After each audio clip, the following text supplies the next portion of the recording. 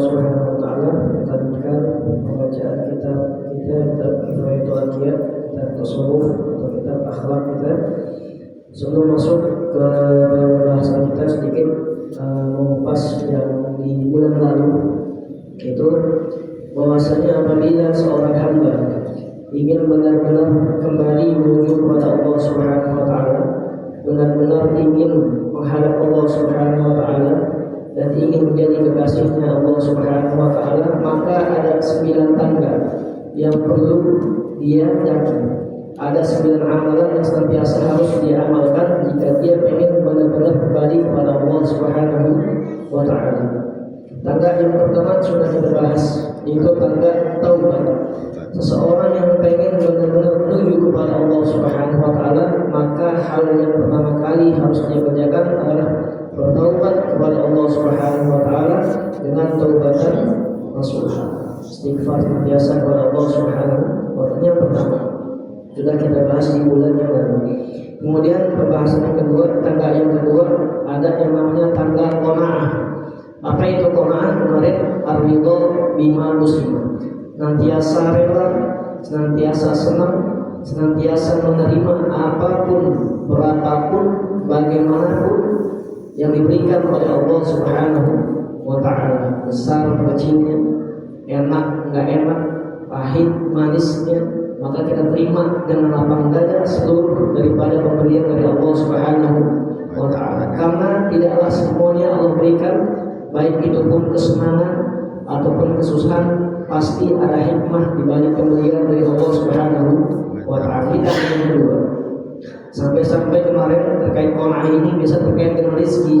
Al-Imam Asy-Syafi'i rahimahullah ta'ala memberikan satu syair, kata beliau, wa rizquka la yafutu bil ta'anni wa laysa yazidu fi rizqi al-'anani wa idza ma kunta dha qalbin qanu'in fa anta wa malikud dunya sawa'un. Wa rizquka la yafutu bil tawani, rizkimu, bagianmu tidak akan pernah hilang meskipun engkau berjalan dengan perlahan. Yang namanya siput, yang namanya cacing, nggak bisa ngebut, jalan ada segitu aja orang, nggak bisa kenceng, pelan gitu. Tapi apakah rezeki cacing, apakah rezeki siput yang berjalan dengan pelan itu dia nggak dapatkan? Segala sesuatu yang sudah ditetapkan oleh Allah kepada hamba-Nya yang pasti dapatkan, pasti akan mendapatkan. Walaysa yazidu fi rizqi al-'anan, kata Imam Syafi'i rahimahullah ta'ala, dan tidaklah bertambah bagimu akan rezekimu meskipun kau buru-buru mengejarnya, cepat-cepat buru-buru. Kalau emang jatahnya pasti dapat, meskipun buru-buru, meskipun cepat-cepat, kalau emang bukan rezekinya nggak bakal dapat. Wa idza ma kunta dha qalbin qanu'in, apabila dirimu menjadi seorang hamba yang memiliki hati yang qanaah, terima dengan apapun, berapapun, bagaimanapun pemberian dari Allah Subhanahu wa ta'ala, fa anta wa malikud dunya sawa'un, dirimu dan pemilik dunia, seorang raja itu sama setara dengan seorang raja, karena selalu menerima apapun yang diberikan oleh Allah Subhanahu wa ta'ala. Ini tangga yang kedua. Nah, tangga yang ketiga, jemaah sekalian kepada Allah Subhanahu wa ta'ala, insyaallah kita akan bahas di malam hari ini. Kita baca kitabnya. Bismillahirrahmanirrahim. Qala Syekhul Mu'allif rahimahullah ta'ala, wa ja'ala naf'alana bihi wa bi barakati 'ulumihi fid darin amin ya rabbal alamin. Wa minha, dan di antara 9 tangga yang mesti didaki seorang hamba Allah yang ingin benar-benar menuju kepada Allah Subhanahu wa ta'ala adalah az-zuhud, yaitu zuhud. Kita sering mendengar kalimat zuhud. Apa itu zuhud? Wa haqiqatu syar'iyyah fiha khilafun katsir. Secara hakikat syariat, pengertian atau definisi yang namanya zuhud itu banyak perbedaan di kalangan para ulama. Wa rajih indahu, kata Syekh Nawawi Al-Bantani, yang paling dipilih pendapat dari para ulama terkait definisi zuhud adalah istisghar dunya bi jumlatiha wa ihtiqar jami'i sya'niha, yaitu memandang dunia, melihat dunia dan segala isinya, segala macamnya itu dengan pandangannya hina, dengan pandangan yang kecil. Meskipun besar sejatinya dunia ini kecil. kecil. Istisghar dunia bi jumlatiha, memandang kecil yang namanya dunia dan segala isinya. Apa maksudnya dan apa nanti pengaruhnya? Wahtiqaru jami' sya'niha, dan menganggap hina seluruh dunia, apapun yang ada di dunia itu hina, sejati hina. Kata baginda Muhammad SAW di salah hadisnya, dunia itu seperti bangkai. Coba bapak-bapak, ibu-ibu, kalau kita jalan, kita pulang, jalan tiba-tiba bangkai, biasanya bangkai apa yang ada di jalan? Bangkai tikus, keinjak motor, keinjak mobil, alhamdulillah. Nanti kita lewat, kira-kira kalau kita lewat, kita mau nggak tuh melirik, kita mau nggak tuh melihat lama-lama, gitu. Kira-kira kayak begitu, menganggap kecil yang namanya dunia.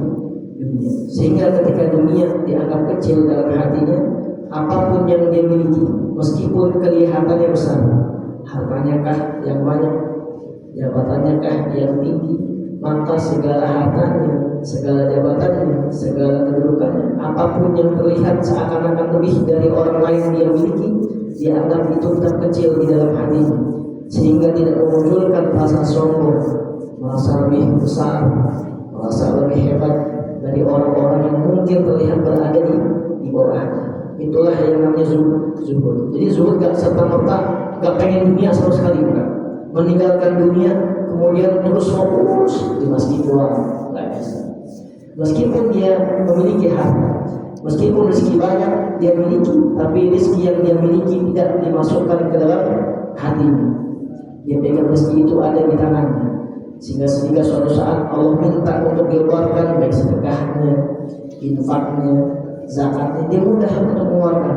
Bantu tetangganya, misalkan tetangga kita kelaparan, kita tidur kenyang, kata Nabi, kita seakan-akan punya iman. Kita tidur kenyang, tetangga kita sebelah anaknya nangis, mungkin belum susunya nangis, kita nggak tahu. Kata Nabi, tidaklah sempurna iman seseorang apabila dia tidur dalam keadaan kenyang, tetangga di sebelah kelaparan. Gitu. Kemudian faman kanat dunya indahu saghiratan haqiratan hanat alaihi, barang siapa yang dunia itu di sisinya menjadi kecil, saghirah, haqirah, kecil dan hina, hanat alaihi, maka dunia itu meskipun dimiliki olehnya, dia akan menjadikan dunia itu hina di sisinya, enggak merasa besar, enggak merasa meninggi. Wala fala yafrahu bi syai'in minha, dia tidak merasa bangga dengan dunia yang ada ataupun dengan dunia yang dia miliki, dia tidak merasa bangga sama sekali. Wala yahzanu ala faqdihi, dia juga tidak merasa sedih yang terus-menerus sedih berkepanjangan jika dunianya Allah ambil. Contoh misalkan ada orang baru beli motor, gitu, baru beli motor, tiba-tiba dibawa itu motor, belum ada platnya, dibawa ke satu tempat, keluar rumah, tiba-tiba begitu baru dibawa hilang motor. Ya, sedih kan? Sedih, mungkin sedih. Tapi yang tak boleh adalah wala yahzanu ala faqdi, sedih yang terus dipikir, motor saya gimana terus dipikir. Ya, yang berlebihan. Orang yang zuhud ketika bendanya hilang, ada sesuatu yang diambil oleh Allah Subhanahu wa taala, sedihnya enggak berkepanjangan. Apa? Kendaraannya, mungkin tiba-tiba ada teman di satu kerjaan sama-sama, levelnya sama di kerjaan, mungkin yang satu maaf curang, dilincik, ya, bahasa kita mencari muka ke kepalanya gitu, sehingga menyebarkan fitnah, sehingga kita dikeluarin dari kantor atau tempat kerja tersebut. Ala ta'ati rabbih, dan tidaklah dia mengambil dari dunia yang ada di sisinya kecuali dia keluarkan dalam rangka ketaatan kepada Allah Subhanahu wa taala. Di pembahasan sebelumnya, ya, Al-Imam Abu Laits As-Samarqandi dalam kitab beliau Nabiyul Ghafilin mengatakan, man arada an yanjua min adzabil qabri fa alaihi an yulazima arba'ata asya'a wa yajtaniba arba'ata asya'a. Siapa orang yang ingin selamat dari azab kubur, maka dia mesti mengerjakan 4 hal. Di antara 4 hal yang bisa menyelamatkan seorang hamba Allah di dalam kuburnya adalah as-shadaqah, demen, rajin, suka dengan yang namanya sedekah. Wala ya'khudhu illa ma yu'inu fi ta'ati rabbih, dia tidak mengambil dari hartanya, tidak keluarkan dari hartanya, dari rekeningnya, dari ATM-nya, dari dompetnya, kecuali dikeluarkan untuk hal-hal taat kepada Allah Subhanahu wa taala, berisi ibadah kepada Allah Subhanahu wa taala, enggak berfoya-foya, enggak berlebihan. beli makanan pun sebelumnya, beli pakaian baju sebelumnya. Ya. Jadi nggak mengeluarkan sesuatu yang boros. Innal mubadirina kanu ikhwana syaitan. Orang yang boros mengeluarkan sesuatu berlebihan, akhirnya beli makanan berlebihan, nggak habis dibuat. Ya. Beli pakaian berlebihan, ditanya oleh Allah Subhanahu wa Ta'ala kita tanda kalau kita punya sesuatu, bahkan masalah masak sayur pun kata baginda Nabi banyakin kuahnya. Dia berkata bisa merasakan rasa masakan. Berbagi tentang as-shadaqah. Yang kata baginda Nabi Muhammad SAW dalam hadisnya, inna shadaqah tadfa'u mi'atasyur. Orang yang bersedekah maka sedekahnya tersebut bisa mencegah dari mati suul khotimah. Wa yudfi'u ghadab, dan bisa memadamkan murka Allah Subhanahu wa ta'ala. Maka ciri orang yang dia rajin bersedekah, ciri orang yang pada husnul khotimah itu salah satunya dia rajin bersedekah. Istisghar dunia bijubatnya. Di mana dunia yang ada dalam hatinya, ada pada diri itu kecil, maka mudah untuk mengeluarkan. Bulan lalu ada jamaah dekat rumah ngaji Jumat juga sama. Dia ngaji datang waktu itu rumahnya mungkin paling jauh di antara para jamaah yang hadir. Dulu rumahnya dekat masjid atau musola, dekat taklim, tapi dia pindah agak jauh. Tapi taklimnya nggak pernah diputus. Meskipun lebih jauh dari musola, mungkin paling jauh di antara jamaah, dia tetap datang ngaji ke musola. Rajin sedekah tiap malam. Waktu itu wafat pas kalau nggak salah kalau 1 Muharram pagi, 1 Muharram atau 10 Muharram atau jatuh hari Jumat. Masalah 10 Muharram malam Jumatnya pengajian. Waktu itu kan ulama ngajar kita minum susu putih. Yakin semoga tahun depan kita putih. Itu maksudnya Allah jauhkan dari dosa-dosa. Dia bagi itu susunya ke jamaah. Saya ada rezeki, alhamdulillah. Dibeli susu beruang, bagi jamaahnya satu-satu. Setelah baca doa, minum susu. Setelah itu, jatuhnya berarti hari Kamis dia malam, Jumatnya dia meninggal. Malam itu sudah disusu, besok dia kerja. Yang kita tahu dia kerja udah pensiun, jadi security salah satu kantor di Jakarta Pusat. Ternyata dia lanjut kerja lagi, dipanggil lagi kerja lagi, jadi security lagi. Udah malamnya dia bagi susu di jamaah musola pengajian ta'lim. Paginya dia kerja datang berangkat. Biasanya ke kantor. Kalau Jumatan itu dia bawa motor untuk ke masjid. Tiba-tiba hari itu dia ke masjid kantor, yang berangkat itu dia nggak bawa motor, dia jalan kaki sampai penuh kantornya tuh nanya, bang, abang pergi tuh ke masjid Jumatan nggak bawa motor? Nggak, saya pengen jalan kaki aja. Nggak tahu kenapa, pengen jalan lah ke masjid. Dia wudhu, dia ambil wudhu.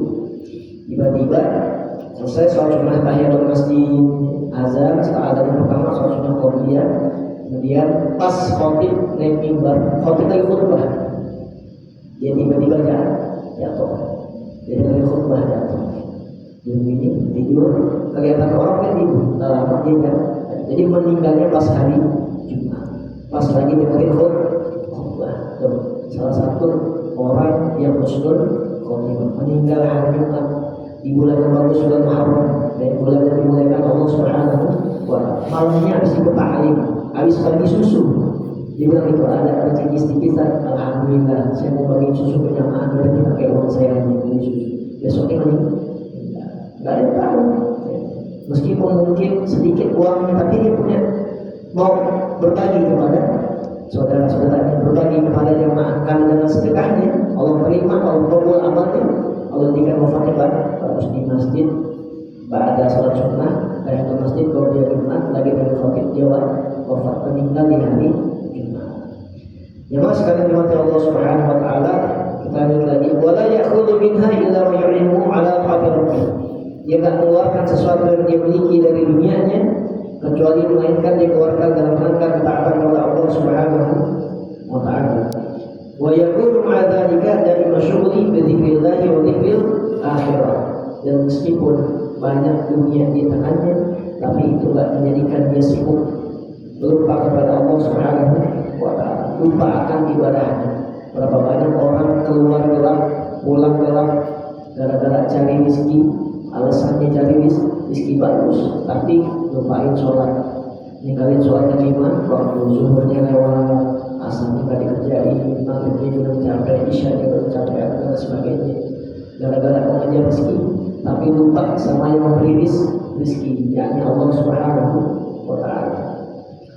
Dia nggak lupa, dia senantiasa sibuk akan dirinya, ingat Allah Subhanahu wa Ta'ala, ingat akan akhirat. Dunia ini hanya perantaraannya, di dunia ini hanya sebentar. Hadza huwa arfa'u ahwali zuhdi. Inilah kedudukan tertinggi orang yang memiliki zuhud. Faman balagha hadhihi martabah fa huwa fid dunya bi syakhsihi wa fil akhirati bi ruhihi wa aqlihi. Barang siapa yang sudah sampai pada kedudukan zuhud yang seperti ini, fa huwa fid dunya bi syakhsihi. Dia adalah manusia yang hanya jasadnya doang di dunia. Isi di dunia, isi belum wafat, tapi jasadnya doang di dunia. Wa fil akhirati bi ruhihi wa aqlihi. Tapi ruhnya, tapi akalnya, tapi hatinya yang dipikir udah akhirat terus. Yang penting saya selamat di akhirat. Yang penting saya selamat di akhirat.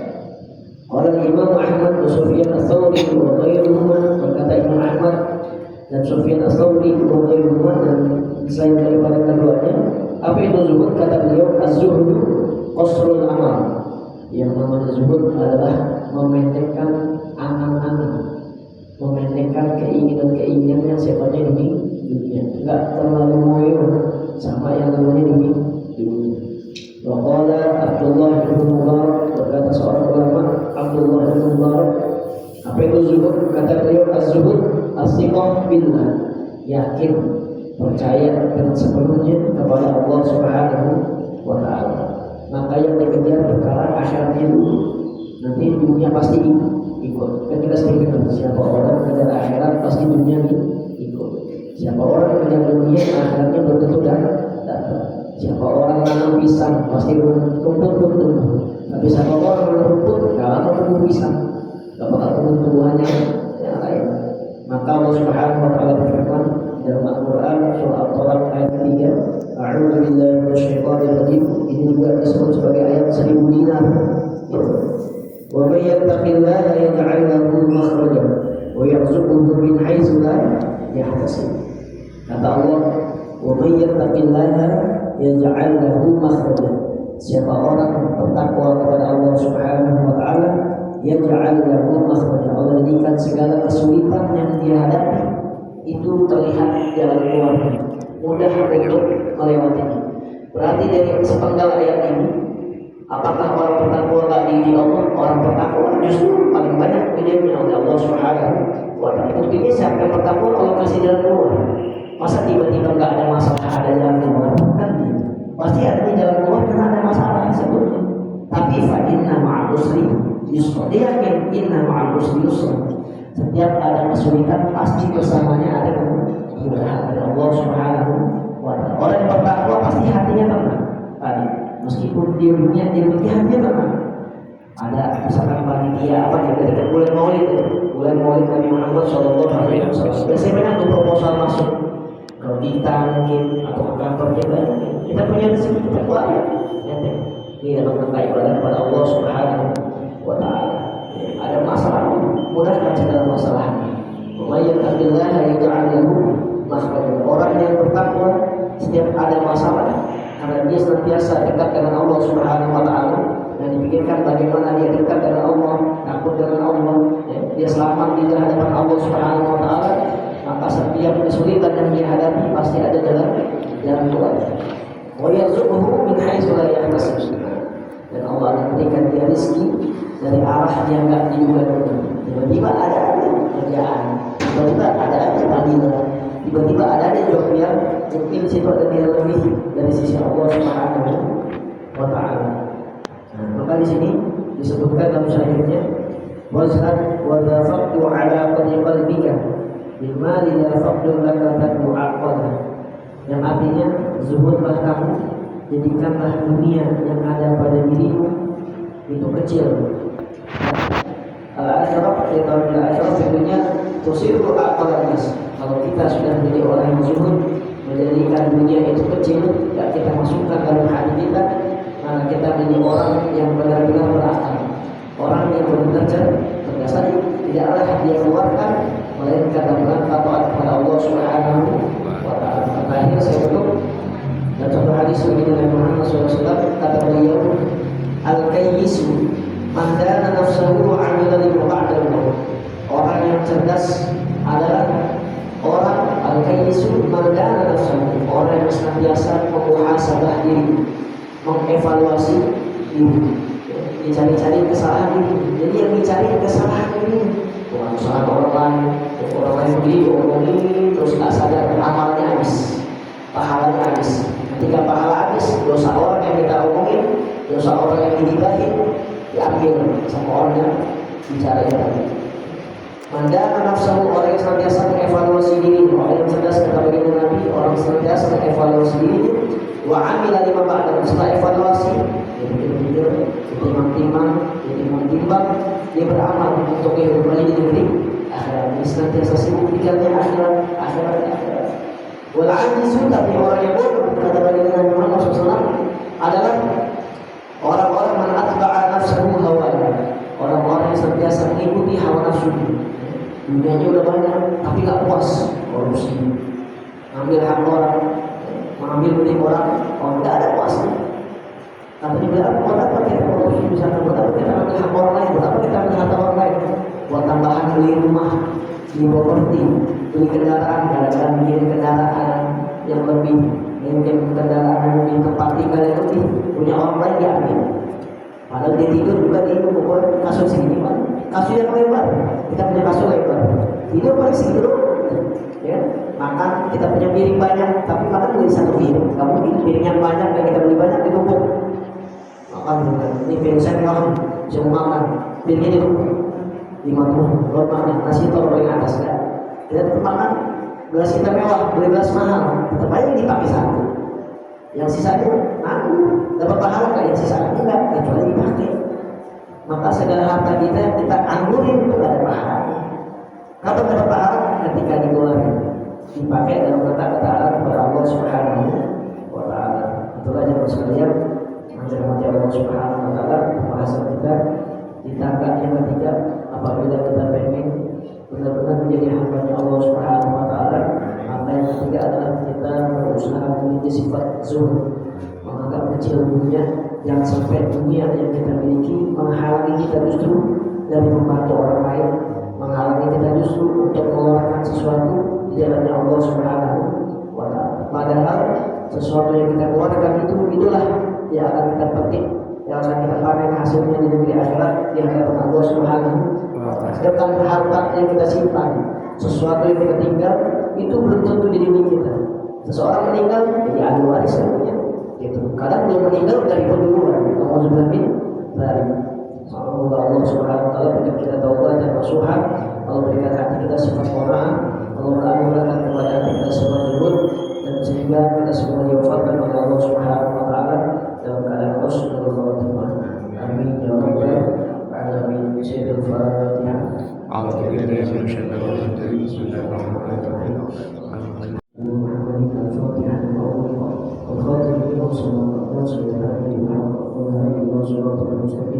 وعلى آله وصحبه وسلم. اللهم ارحمنا بالقرآن واجعلنا إماما ونورا ورحمة، اللهم ذكرنا منه ما نسينا وعلمنا منه من علومتنا وتابوا آنا عليه وأطراف النهار واجعلنا حجة يا رب العالمين.